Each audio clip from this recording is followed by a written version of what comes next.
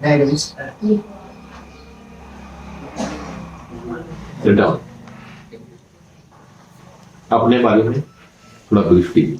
Sir मेरा नाम अभिषेक गौतम है, मैं बूंदी राजस्थान का रहने वाला हूँ। मैंने अपनी ग्रेजुएशन फिजिक्स सब्जेक्ट से की है। मेरी हाईएस्ट क्वालिफिकेशन एमएससी है। And sir I have a couple of hobbies. I am very fond of teaching and reading books. Doppler effect क्या है? Sir according to the Doppler effect, अगर relative velocity between source and observer, then the real frequency is not, sir जो apparent frequency assume consider होगी sir उस case. आप पढ़ा सकते हो डॉपलर इफेक्ट? Yes sir. हाँ।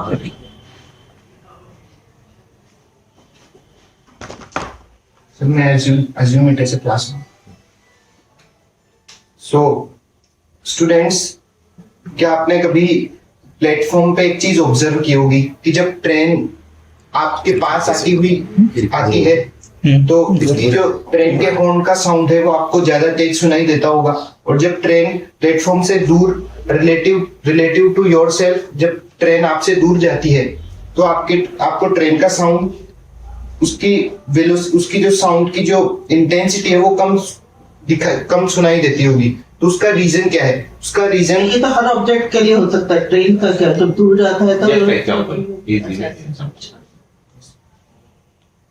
तो this the phenomenon behind this is Doppler effect. तो according to the Doppler effect क्या होगा, जब सोर्स एंड ऑब्जर्वर के बीच में अगर रिलेटिव वेलोसिटी होगी तो क्या होगा, जो इंटेंसिटी ऑफ साउंड या तो कम होगी या ज्यादा सुनाई देगी।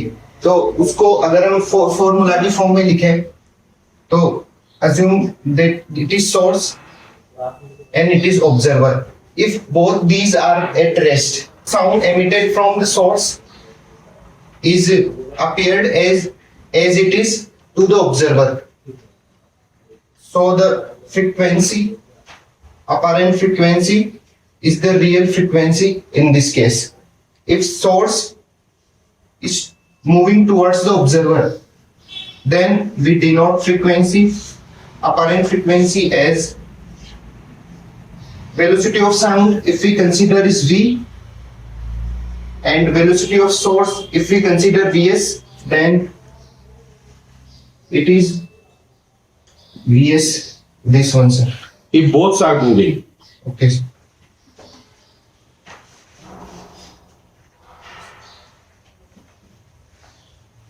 Sir, if source is moving towards the observer and observer is moving away from the source. both are moving in the opposite direction. Okay. Sir, in this case, the apparent frequency is equals to real frequency, velocity of sound plus velocity of observer and velocity of source. This is the formula for apparent frequency. One is moving other direction, both are moving in the same direction. Sir, then if this is the direction of velocity of observer, then the above term takes negative sign here.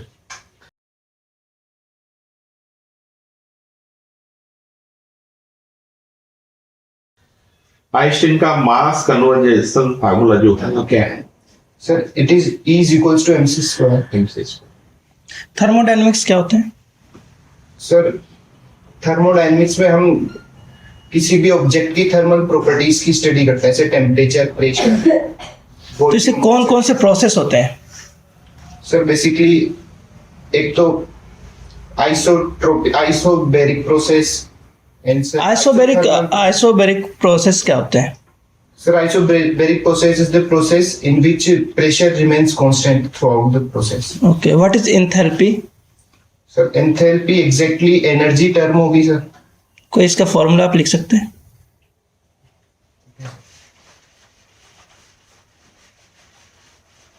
So if we talk in thermodynamic sense, then it is a thermodynamic potential.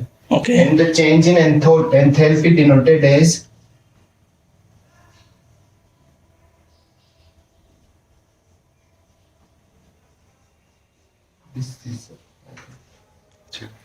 अभी sir ने आपसे पूछा है equal to MC square को लेके पूछा है। Yes sir. अच्छा मुझे एक बात बताइए कि जैसे कि आपने कभी सर्कस में देखा होगा जो मौत का कुआं होता है ना, जी सर। तो उसमें आप देखते हैं कि जो बाइक होता है जो स्टंट करता है, इवन की कार और भी 5-4 मिला करके वो लोग उसको घुमाते हैं। जी सर। तो क्या ऐसा कोई लगता है कि कोई आपको जो सर ने पूछा अभी MC स्क्वायर में कुछ दिखता है कि आपको इसमें से कुछ? सर जो वो मौत का कुआं कंसेप्ट है वो non inertial frame of reference का। अच्छा क्या बात है आप उसमें? सर उसमें न्यूटन्स लॉ इनवैलिड हो जाता है सर। इनवैलिड हो जाता है? Yes, sir. जब न्यूटन लॉ इनवैलिड हो जाता है तो फिर कौन सा लॉ लगता है इसमें? सर उसमें बेसिकली वो जो उसमें जो आउटवर्ड रेडियल डायरेक्शन में सेंट्रीफ्यूगल फोर्स लगेगा सर। तो इसमें न्यूटन का जो लॉ है या फिर क्लासिकल फिजिक्स कौन सा लग रहा है या मॉडर्न फिजिक्स लग रहा है, क्या लग रहा है इसमें? सर इसमें जो non inertial frame of reference में क्लासिकल फिजिक्स ही लगेगा सर। लग रहा है। अच्छा बताइए, सो प्लीज एक्सप्लेन कीजिए व्हाई इट्स हैपनिंग। आप ऐसे बता सकते हैं without using the board. Okay sir. अगर कोई बाइक बैठ के बता। बैठ के बताइए। आइए।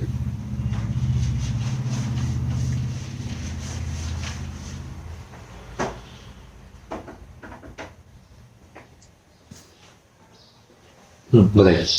सर उसमें बाइक अगर मतलब सर्कुलर मोशन में रोटेट करेगी तो centrifugal force radially outward direction में लगेगा। वो सर फ्रिक्शन को बैलेंस करेगा and normal force towards the radially inward direction. So that's why it is balancing हो जाता है। Yes sir. आइंस्टीन का ये न्यूटन का जो थर्ड लॉ है उसका कोई एग्जांपल दे सकते हो? सर वेइंग थर्ड लॉ क्या है? Sir every action has an equal and opposite reaction. उसका कोई सिंपल है?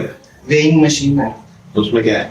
सर जब वेइंग मशीन में हम खड़े होते हैं तो वेट लगता है मतलब डाउनवर्ड डायरेक्शन में and due to this reaction force normal force acts opposite to the mg and normal force is the measure of weight. बच्चों से रिलेट करके आप बताइए, है ना? बच्चों से related बिल्कुल, जो बच्चों को समझ में आ जाए एक बार में। हाँ बिल्कुल, वो बताइए। वो बहुत सिंपल है। सिंपल, बहुत सिंपल, बताइए।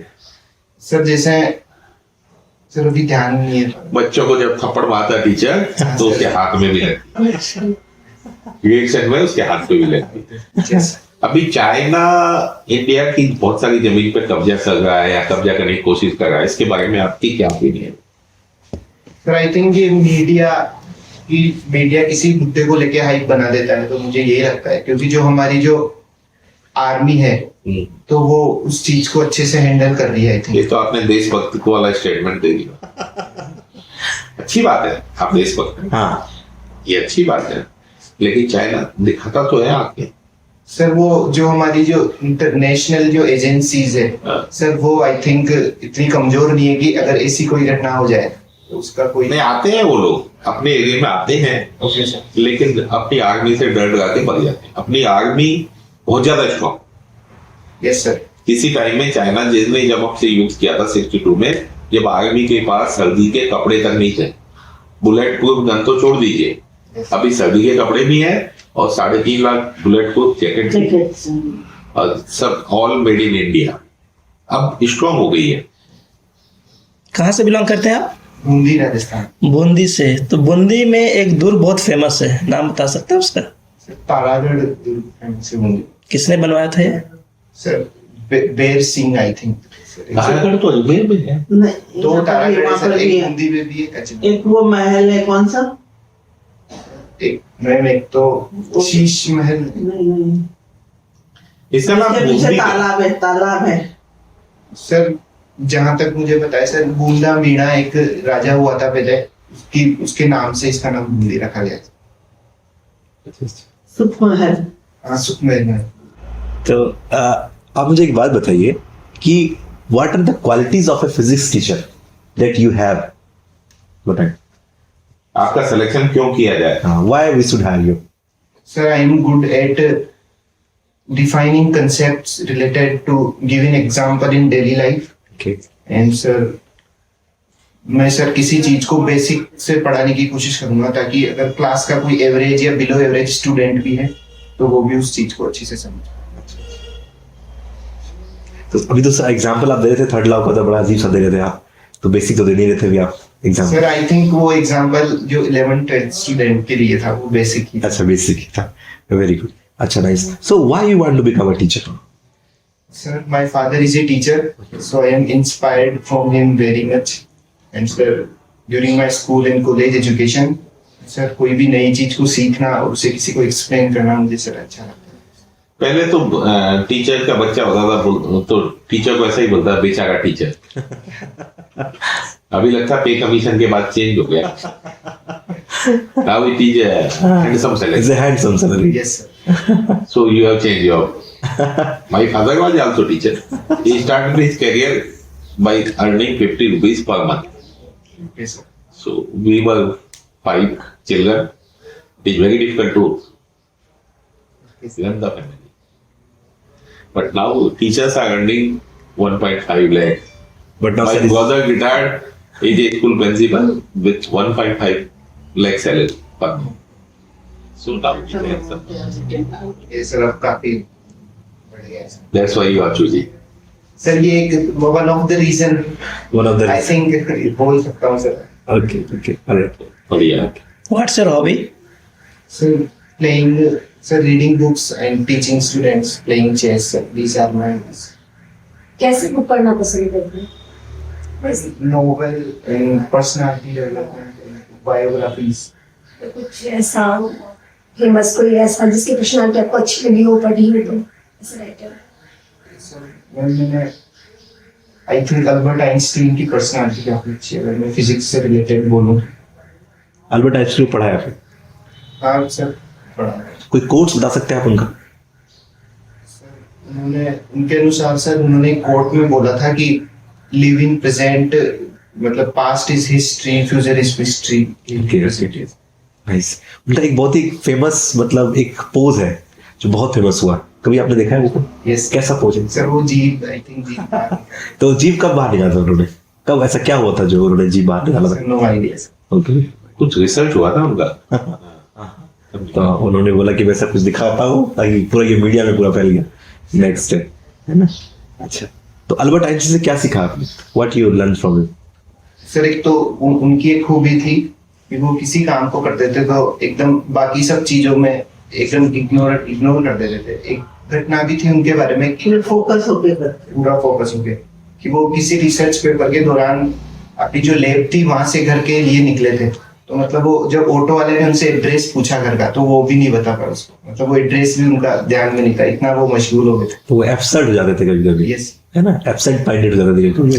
वो किसी बीमारी से भी वो पीड़ित थे? कौन सी बीमारी थी उनको? सर डिसलेक्सिया बीमारी। डिसलेक्सिया क्या होता है इसमें?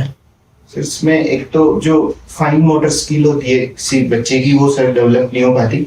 जब ऐसे जो शर्ट के बटन लगाना ऐसी चीजों में बच्चा असहज महसूस करता है अपने आप। अच्छा, तो आप जब पढ़ाएंगे एनवीएस में और मान लीजिए कि कोई बच्चा है जो इस रोग से ग्रसित है, तो what you will do? What will your measures? Sir पहले तो मैं उस बच्चे की पहचान करूंगा, उससे केस स्टडी करूंगा सर मैं उसकी। अच्छा, उसको क्या प्रॉब्लम है, उसके फैमिली से बात करूंगा, उसको कब से ये दिक्कत है। अच्छा, सॉल्यूशन क्या निकालेंगे? सोल्यूशन मैं साइकोलॉजिस्ट से अगर अपनी तरफ से कोशिश करूंगा कि उसको इन सब चीजों की मदद वजह से क्लास में कोई बाधा नहीं पहुंचे, और अगर ये प्रॉब्लम बड़ी है तो मैं साइकोलॉजिस्ट से काउंसलिंग करूंगा। Can you name some of the physicist in today scenario? Today scenario sir जिनको अभी नोबेल प्राइज मिला था, या तो एलन एस्पेक्ट एंड डायविक सर दो I think. For what? Sir quantum physics से रिलेटेड रिसर्च के लिए उन्हें नोबेल प्राइज मिला। Quantum physics, okay. अभी फिजिक्स का क्या देखते हैं आप रोल हमारे भारत में? क्या पाते हैं आप? सर अगर पूरे वर्ल्ड की बात करो तो सर एक रिसर्च बहुत इम्पोर्टेंट है अभी, जो ग्रेविटेशनल वेव्स की बहुत चल रही है सर। जो इससे रिसेंटली जो वो नोबेल प्राइज मिला था सर वो इसी रिसर्च के लिए मिला था। तो अभी कहाँ पाते हैं अपने देश को, भारत को आप कहाँ पाते हैं? Sir research in the physics subject तो सर भारत मुझे लगता है सर जो डेवलप्ड कंट्री है उससे सर पीछे है अभी तक। अच्छा, पीछे। तो क्या आप कुछ कर सकते हैं as a teacher? Sir I will develop research aptitude to the students so that they become good researcher in future. तो क्या मान लीजिए कि थर्मोडायनामिक्स चैप्टर है, Yes. तो what will be your lesson plan for this? Sir in thermodynamics sir किसी भी concept को सिखाने के लिए मैं लेबोरेटरीज में उनको सर अच्छे से एक्सप्लेन करूंगा, ताकि रिसर्च वर्क भी सर उससे रिलेटेड अगर कोई है कि उस स्टूडेंट्स के लेवल तक मैं उनको समझा पाऊंगा, तो सर वो मैं डिलीवर करूंगा स्टूडेंट्स को। ओके, तो मान लीजिए कि आपके क्लास में एक बच्चा है जो सो रहा है, क्या करेंगे आप? सर वो पहले रीजन जानने की कोशिश करूंगा कि वो ऐसा तो क्लास डिस्टर्ब होगा ना, आप जो रीजन जानने की कोशिश करेंगे तो सर क्लास के बाद में तो क्लास उसको आप सोने देंगे उस वक्त? सर उस वक्त सर मैं सोया था इंजीनियरिंग की क्लास में, तो मेरे टीचर ने चौक उठा के फेंका और बोला था, Gupta, vertical position of sleeping is not comfortable position of sleeping. If you want to sleep, go and sleep horizontal. बस यही बोलना, go and sleep horizontally. वो तो हिम्मत तो होगी नहीं स्टूडेंट की जाए बाहर क्लास से, तो सारी क्लास खाली हो जाएगी, इसलिए फिर Right now, sir is IS, right? Sir is IS. So this was happened in his classroom. So what you will do? Sir मैं रीजन जानने की कोशिश करूंगा। Class will get disturbed. आप सोचो, you have to teach. Okay, and the sir मैं उससे बोलूंगा कि उठ के या तो फिर थोड़ा अपने आप को फ्रेश करके फिर उससे रीजन जाने। जो सर के साथ हुआ टीचिंग मेथड यूज किया गया, आप यूज नहीं करोगे ऐसा? नो सर, आई थिंक इससे डिस्टर्ब भी होगा क्लास, और सर उस बच्चे को भी गलत इफेक्ट। humiliation होता है। Simulation होता है उसका। तो क्या अगर हम क्लैपिंग कर दें तो काम चल सकता है क्या? यस सर, अगर हम दूर से क्लैपिंग कर दें तो क्या काम चल सकता है? यस सर उसे। या उसके बाजू में जो बैठा है उसको हम लोग बोल दें कि, हाँ सर, और फिर उससे जैसे क्वेश्चन पूछा गया सर से, वैसे मान लीजिए कि आप भी उस बच्चे से क्वेश्चन पूछ लेते हैं, तो I think he will awake. Yes sir उसको। Do you think yes sir, it could be done? Yes sir. ये जॉब आपके लिए कितना इम्पोर्टेंट है? How much important? सर अभी सर मैं अनएम्प्लॉयड हूँ, तो सर अभी लिए मेरे लिए इम्पोर्टेंट तो है। आपकी शादी हो चुकी? No sir. अभी नहीं हुई, तो बहुत ज्यादा इम्पोर्टेंट है। Yes sir. तो क्या ये अनएम्प्लॉयमेंट को पूरा करने के लिए जॉब चाहिए? Teaching should be a mission, I think. Yes sir. Teaching should be a mission. Yes. तो क्या सिर्फ अनएम्प्लॉयमेंट को पूरा करने के लिए आपको ये जॉब चाहिए? सर मैंने अभी तक जो पढ़ाई की है उसको मैं डिलीवर कर सकूं स्टूडेंट्स में, हेल्प कर सकूं, तो सर वो भी इसके लिए भी मुझे That is correct answer. That is Yes, right. sir. वो डेडिकेशन भी चाहिए। Right? Okay. Anything that you would like to ask from us?